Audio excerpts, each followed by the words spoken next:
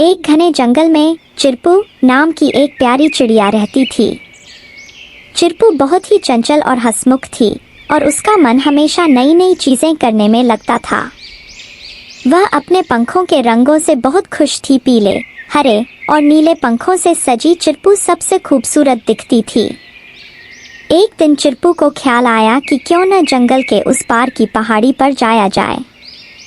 उसे वहाँ की कहानियाँ सुनने का बहुत शौक था। कहते थे कि वहाँ का नज़ारा बहुत ही सुंदर था और वहाँ एक बहुत बड़ा झरना भी था। चिरपू ने अपनी दोस्त मीठी तोते से कहा, चलो आज उस पहाड़ी की सैर पर चलते हैं। मीठी को भी उत्सुकता हुई और दोनों ने पंख फैलाकर उड़ान भरी। रास्ते में उन्होंने तरह तरह के फूलों को देखा, रंग बिरंगी तितलियों से बातें की और हवा में तैरते हुए बादलों को छूने की कोशिश की। थोड़ी देर में वे पहाड़ी के पास पहुंच गईं। वहां पहुंचते ही उन्हें एक चमचमाता झरना नजर आया जो सूरज की रोशनी में चमक रहा था। चिरपू और मीठी दोनों ने वहां पानी में खेलना शुरू किया और खूब मस्ती की। तभी उन्होंने देखा कि पास ही एक खरगोश बैठा है जो उदास दिख रहा था।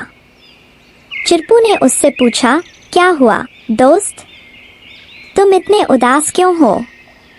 खरगोश ने कहा, मैं यहाँ से कूदकर दूसरी ओर जाना चाहता हूँ पर मुझे डर लग रहा है। चिरपू ने मुस्कुराकर कहा, अरे इसमें डरने की क्या बात है, हम तुम्हारी मदद करेंगे। चिरपू और मीठी ने खरगोश का मनोबल बढ़ाया और कहा कि वह खुद पर विश्वास रखे। खरगोश ने उनकी बात मानी और आखिरकार उसने डर को पीछे छोड़ते हुए छलांग लगा दी। वह दूसरी ओर पहुंच गया और बहुत खुश हुआ। उसने चिरपू और मीठी को धन्यवाद दिया।